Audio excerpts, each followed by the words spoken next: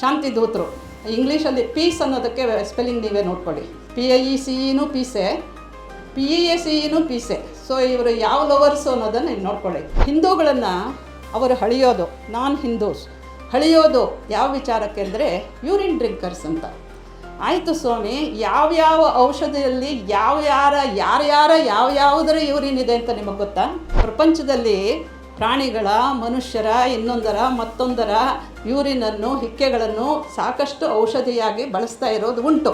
ಆದರೆ ಹಿಂದೂಗಳನ್ನು ಮಾತ್ರ ಅವರು ಬೈಯೋದು, ನಾವು ಬಯಸ್ಕೋತಾ ಇರೋದು. ಆಸ್ಕರ್ ಫರ್ನಾಂಡಿಸು ಪಾರ್ಲಿಮೆಂಟಲ್ಲಿ ಗೋಮೂತ್ರದಿಂದ ಕ್ಯಾನ್ಸರ್ ವಾಸಿ ಆಗುತ್ತೆ ಅಂತ ಹೇಳಿದಾಗ ಅದನ್ನು ಕೂಡ ಗಮನಕ್ಕೆ ಇಟ್ಕೊಳ್ದೆ ಇನ್ನೂ ಯೂರಿನ್ ಡ್ರಿಂಕರ್ ಅಂತ ಹೇಳಿಸ್ಕೋತಾ ಇದ್ದೀವಲ್ಲ ನಾವು, ಅವ್ರ ಬಾಯಿ ಮುಚ್ಚಿಸ್ಬೇಡವಾ?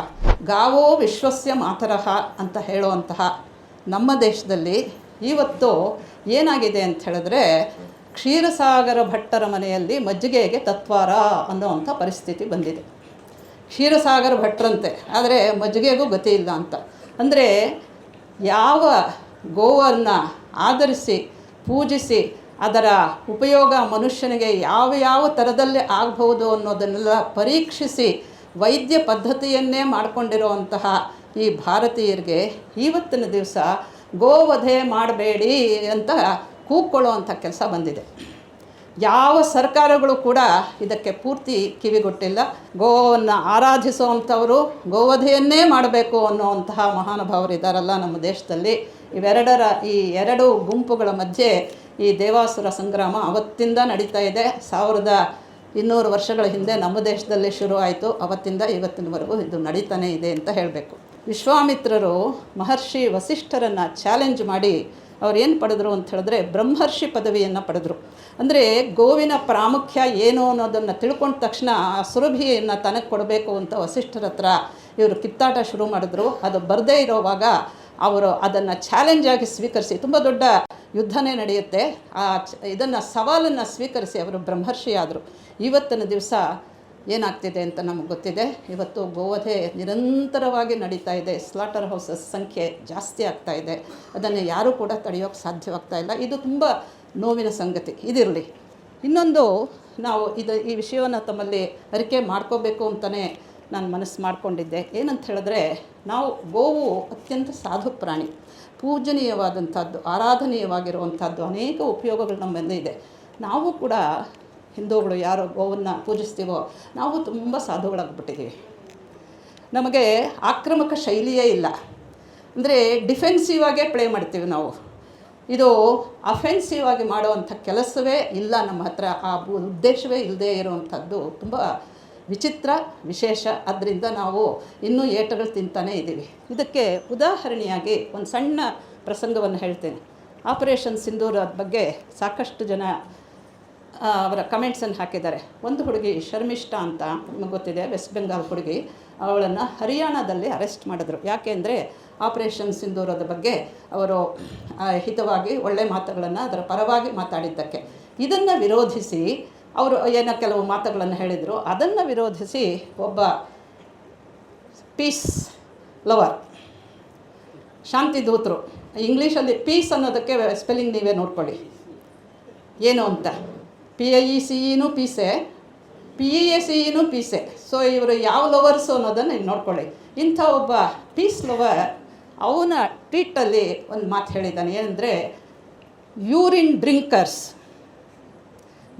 ಡ್ರಿಂಕರ್ಸ್, ಕಾಫಿರ್ಸ್ ಹೀಗೆಲ್ಲ ಹೇಳಿ ಅವನನ್ನು ಇನ್ನೂ ಅರೆಸ್ಟ್ ಆಗಿಲ್ಲ. ಬಟ್ ಶರ್ಮಿಷ್ಠಾ 15 ದಿವಸದ ಜುಡಿಷಿಯಲ್ ಕಸ್ಟಡಿಯಲ್ಲಿದ್ದಾಳೆ.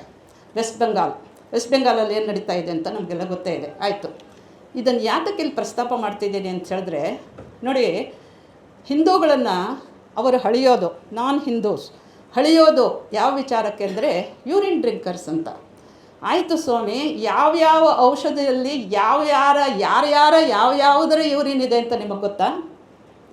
ಬರೀ ಯೂರಿನಲ್ಲೇ ಅಷ್ಟೇ ಅಲ್ಲ, ಇನ್ನೊಂದು ಇದೆ ಅಂತ. ಉದಾಹರಣೆ ಹೇಳ್ತೀನಿ. ಕಾಫಿ ಎಲ್ಲರೂ ಕುಡ್ದಿರ್ತೀವಿ, ನಮಗೆ ಪರಿಚಿತವಾಗಿರುವಂಥದ್ದು. ಈ ಕಾಫಿನಲ್ಲಿ ಒಂದು ವಿಶೇಷವಾದಂಥ ಕಾಫಿ ಇದೆ, ಕೇಳಿರ್ಬೋದು ತಾವೆಲ್ಲ, ಸಿವೆಟ್ ಕಾಫಿ ಅಂತ. ಇದು ಮೋಸ್ಟ್ ಎಕ್ಸ್ಪೆನ್ಸಿವ್ ಕಾಫಿ ಅಂತ ಹೇಳಿದ್ರೆ, ಒಂದು ಕಪ್ಗೆ 950 ರೂಪಾಯಿ. ಅದು 7 ಸ್ಟಾರ್ ಹೋಟ್ಲುಗಳಲ್ಲೇ ಸಿಗೋದು. ಯಾಕೆಂದರೆ ಅಲ್ಲೇ ಅಂಥವ್ರು ಬರೋದು. 950 ರೂಪಾಯಿ ಕೊಟ್ಟು ಒಂದು ಕಾಫಿ ಕುಡಿಯುವಂಥವ್ರು ಎಲ್ಲಿ ಬರ್ತಾರೆ? ಅಲ್ಲೇ ಬರೋದು. ಅವ್ರು ಕುಡಿತಾರೆ. ಈ ಕಾಫಿನ ಯಾವುದರಿಂದ ಮಾಡ್ತಾರೆ ಗೊತ್ತಾ ನಿಮಗೆ? ಒಂದು ಬೆಕ್ಕಿದೆ, ಸಿವೆಟ್ ಅಂತ, ಅದು ಪುನುಗು ಬೆಕ್ಕು ಅಂತ ನಾವು ಹೇಳ್ತೀವಿ. ಇದಕ್ಕೆ ಕಾಫಿ ಸೀಡ್ಸ್ ಇದೆಯಲ್ಲ, ಅದಿನ್ನೂ ಹಣ್ಣು ಆಗೋಕ್ಕೆ ಮೊದಲೇ ಅದನ್ನು ಫೀಡ್ ಮಾಡಿ ಅದು ಹಿಕ್ಕೆ ಹಾಕುತ್ತಲ್ಲ, ಕಕ್ಕ ಮಾಡುತ್ತಲ್ಲ, ಅದರಿಂದ ಮಾಡುವಂತಹ, ಅದನ್ನು ಪ್ರಾಸೆಸ್ ಮಾಡಿ ಮಾಡುವಂತಹ ಏನು ಕಾಫಿನೇ ಸಿವೆಟ್ ಕಾಫಿ ಅಂತ. ಮೋಸ್ಟ್ ಎಕ್ಸ್ಪೆನ್ಸಿವ್ ಕಾಫಿ ಇದಷ್ಟೇ ಇಲ್ಲ. ಇದನ್ನು ತಿಳ್ಕೊಬೇಕು. ಅಂದರೆ ನಾವು ಯೂರಿನ್ ಡ್ರಿಂಕರ್ಸ್ ಅಂತ ನಮ್ಮನ್ನು ಹೇಳಿದಾಗ ಇದಕ್ಕೆ ವಿರುದ್ಧವಾದಂತಹ ಒಂದು ಅತ್ಯಂತ ಆಕ್ರಮಕ ಧ್ವನಿಯಲ್ಲಿ ನಾವು ಹೇಳೇ ಇಲ್ಲ. ನೀವು ಏನೇನು ಡ್ರಿಂಕ್ ಮಾಡ್ತಾ ಇದ್ದೀರಾ, ನೀವು ಏನೇನು ತಿಂತಾ ಇದ್ದೀರಾ ಹೇಳ್ರಿ ಸ್ವಾಮಿ ಅಂತ ನಮ್ಮ ಪಾರಂಪರಿಕ ವೈದ್ಯರು ಇದನ್ನು ಹಿಡ್ಕೋಬೇಕು. ಮತ್ತು ಸರ್ಕಾರಗಳು ಕೂಡ ಇದರ ಬಗ್ಗೆ ಗಮನ ಹರಿಸಬೇಕು ಅಂತ. ಇದಿಷ್ಟೇ ಅಲ್ಲ, ಇನ್ನೊಂದು ನೋಡಿ, ಇಟಲಿನಲ್ಲಿ ಬಹಳ ಈ ಬ್ಯೂಟಿ ಪ್ರಾಡಕ್ಟ್ಸ್ ತುಂಬ ಮಾಡ್ತಾರೆ. ಒಂದು ಕುರಿ ಇದೆ, ಅದು ಒಂದು ವಿಶೇಷವಾದಂತಹ, ಈ ಕುರಿ ಮೇಕೆಗಳೆಲ್ಲ ಎಲೆಗಳು ತಿನ್ನುತ್ತೆ, ಒಂದು ಇದು ಗಿಡದ ಮೇಲೆ ಹೋಗುತ್ತೆ, ಆ ಗಿಡದ ಎಲೆಗಳನ್ನು ತಿಂದು ಅದು ಹಾಕಿದಂತಹ ಹಿಕ್ಕೆಯನ್ನು it is part of the most expensive beauty products. ಅಂದರೆ ಪ್ರಪಂಚದಲ್ಲಿ ಪ್ರಾಣಿಗಳ, ಮನುಷ್ಯರ, ಇನ್ನೊಂದರ ಮತ್ತೊಂದರ ಯೂರಿನನ್ನು, ಹಿಕ್ಕೆಗಳನ್ನು ಸಾಕಷ್ಟು ಔಷಧಿಯಾಗಿ ಬಳಸ್ತಾ ಇರೋದು ಉಂಟು. ಆದರೆ ಹಿಂದೂಗಳನ್ನು ಮಾತ್ರ ಅವರು ಬೈಯೋದು, ನಾವು ಬೈಸ್ಕೋತಾ ಇರೋದು. I think they need to be properly answered in a offensive way. ಇನ್ನೊಂದು ಸತಿ ಅವ್ರು ಹೇಳಬಾರ್ದು. ಇದು ಬರೀ ನಮ್ಮ ದೇಶದಲ್ಲಿ ಅಷ್ಟೇ ಅಲ್ಲ, ಅಮೆರಿಕಾದಲ್ಲಿ, ಲಂಡನ್ನಲ್ಲಿ, ಆಸ್ಟ್ರೇಲಿಯಾದಲ್ಲಿ, ಇಂಟರ್ನ್ಯಾಷನಲ್ ಲೆವೆಲ್ಗಳಲ್ಲಿ ಯಾರ್ಯಾರೋ ಇಲ್ಲಿಗೆ ಸಂಬಂಧ ಪಡದೇ ಇರೋವಂತಹ ಪ್ರಾಣಿಗಳೆಲ್ಲ ಮಾತಾಡೋದು ಯೂರಿನ್ ಡ್ರಿಂಕರ್ಸ್ ಅಂತ. ಇದೊಂದು. ಇನ್ನೊಂದೇ ಒಂದು ಅಂಶನ ತಮ್ಮ ಗಮನಕ್ಕೆ ತರ್ತೀನಿ, ಯಾಕೆಂದರೆ ಇದು ಸರ್ಕಾರದ ಗಮನಕ್ಕೆ ಬಂದಿಲ್ಲ ಅಂತ. ಇದು ಒಬ್ಬ ಪೀಸ್ ಲವರ್ ಆದರೆ, ಇನ್ನೊಬ್ಬರು ಅವರು ಮೈನಾರಿಟಿ ಕಮ್ಯುನಿಟಿಗೆ ಸೇರಿದವರು, ಅವರು ಎಂಥ ಒಂದು ಅದ್ಭುತವಾದಂತಹ ರೀತಿಯಲ್ಲಿ ಈ ಗೋಮೂತ್ರದ ವಿಚಾರವನ್ನು ಹೇಳಿದ್ದಾರೆ. ನಮಗೆಲ್ಲರಿಗೂ ಗೊತ್ತಿರುವಂಥವರು ನಮ್ಮ ಕರ್ನಾಟಕದ MP ಆಗಿದ್ದವರು ಆಸ್ಕರ್ ಫರ್ನಾಂಡಿಸು ಪಾರ್ಲಿಮೆಂಟಲ್ಲಿ ಅವರಿಗೆ ಗೋಮೂತ್ರದಿಂದ ಕ್ಯಾನ್ಸರ್ ವಾಸಿಯಾಗಿದ್ದನ್ನು ಪಾರ್ಲಿಮೆಂಟಲ್ಲಿ ಹೇಳಿದ್ದಾರೆ. ಅಲ್ಲಿ ಲೋಕಸಭಾ ಸ್ಪೀಕರ್, ನೀವು ತೆಗೆದು ನೋಡಿ ಗೊತ್ತಾಗುತ್ತೆ. ಅವರು ಅದ್ರ ಬಗ್ಗೆ ಮಾತಾಡುವಾಗ ಅಲ್ಲಿ ಮೀರತ್ ಹತ್ರ ಒಂದು ಆಶ್ರಮ ಇದೆಯಂತೆ, ಅವ್ರಿಗೆ ವಾಸಿ ಆಗಿರೋದ್ರಿಂದ, ಅವರು ಅದನ್ನು ಪ್ರಾಯೋಗಿಕವಾದಂಥ ಫಲವನ್ನು ಪಡ್ಕೊಂಡಿರೋದ್ರಿಂದ ಅವರು ಅವತ್ತು ಪಾರ್ಲಿಮೆಂಟಲ್ಲಿ ಧೈರ್ಯವಾಗಿ ನಿಂತ್ಕೊಂಡು ಹೇಳ್ತಾರೆ. ಜೊತೆಗೆ ಇನ್ನೊಂದು ಮಾತನ್ನು ಸೇರಿಸ್ತಾರೆ. ನನ್ನ ಫ್ರೆಂಡ್ ಇದ್ದಾರೆ ಜೈರಾಮ್ ರಮೇಶ್ ಅಂತ, ಅವರು ನನ್ನನ್ನು ಇದಕ್ಕೋಸ್ಕರವಾಗಿ ಯಾವಾಗಲೂ ಛೇಡಿಸ್ತಾ ಇರ್ತಾರೆ, but I don't care because I have been cured of my cancer ಅಂತ ಹೇಳ್ತಾರೆ. ಹೀಗೆ ಆಸ್ಕರ್ ಫರ್ನಾಂಡಿಸು ಪಾರ್ಲಿಮೆಂಟಲ್ಲಿ ಗೋಮೂತ್ರದಿಂದ ಕ್ಯಾನ್ಸರ್ ವಾಸಿ ಆಗುತ್ತೆ ಅಂತ ಹೇಳಿದಾಗ ಅದನ್ನು ಕೂಡ ಗಮನಕ್ಕೆ ಇಟ್ಕೊಳ್ಳದೆ ಇನ್ನೂ ಯೂರಿನ್ ಡ್ರಿಂಕರ್ ಅಂತ ಹೇಳಿಸ್ಕೊತಾ ಇದ್ದೀವಲ್ಲ ನಾವು, ಅವ್ರ ಬಾಯಿ ಮುಚ್ಚಿಸ್ಬೇಡವಾ? ಬೇಕು, ಯಾವುದೋ ರೀತಿಯಲ್ಲಿ ಮಾಡಬೇಕಾಗಿದೆ, ಮಾಡಿಲ್ಲ ಅನ್ನೋದಕ್ಕೋಸ್ಕರವಾಗಿ ಈ ಮಾತನ್ನು ಹೇಳಿದ್ದು.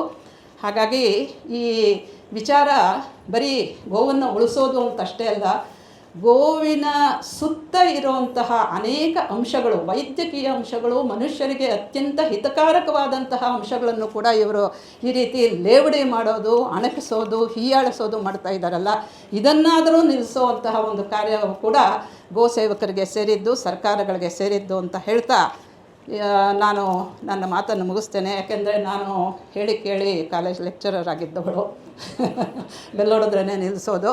ಅದರಿಂದ ಇನ್ನೂ ಹೆಚ್ಚಿನ ವಿಚಾರಗಳನ್ನೆಲ್ಲ ನಾನು ಹೇಳೋದಕ್ಕೆ ಹೋಗೋದಿಲ್ಲ. ಹೇಳೋದಕ್ಕೆ ವಿಚಾರಗಳಿದೆ, ಆದರೂ ಕೂಡ ಹೇಳೋಕ್ಕೆ ಹೋಗದೆ ತಮ್ಮೆಲ್ಲರಿಗೂ ಕೂಡ ಹೃತ್ಪೂರ್ವಕವಾದಂಥ ಸ್ವಾಗತವನ್ನು ಮತ್ತೊಮ್ಮೆ ಹೇಳಿ ಈ ಕಾರ್ಯಕ್ಕೆ ಶುಭವನ್ನು ಕೋರ್ತಾ ನನ್ನ ಮಾತನ್ನು ಮುಗಿಸ್ತಾ ಇದ್ದೇನೆ. ಧನ್ಯವಾದಗಳು.